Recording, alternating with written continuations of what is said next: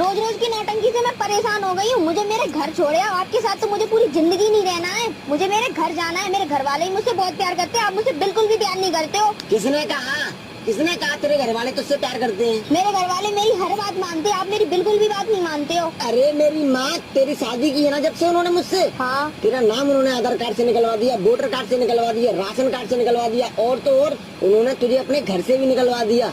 और तू कह रही है कि वो तुझसे प्यार करते हैं?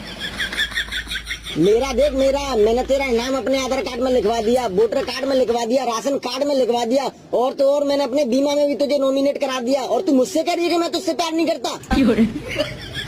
मतलब वो प्यार नहीं करते मेरे से? उन्होंने कब प्यार किया? तुझे मेरे गले से बांधकर उन्होंने तुझसे कभी पूछा कि तेरा किसी प्रॉपर्टी में नाम लिखवा दें?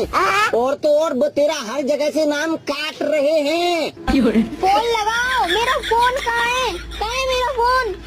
कोई मुझसे प्यार नहीं करता, मैं उनके घर कभी नहीं जाऊंगी। अब मैं यहीं रहूंगी, मैं आपके पास रहूंगी। आप तो मेरे पति परमेश्वर हो ना, तो मैं आपके पास रहूंगी। मैं उनके घर कभी नहीं जाऊंगी, वो मुझसे बिल्कुल प्यार नहीं करते हैं। ये तो मैंने कभी सोचा ही नहीं, कभी नहीं जाऊंगी। ठीक है, अब शांत है। अब आए ना लाइन पे। करेंगे अभी।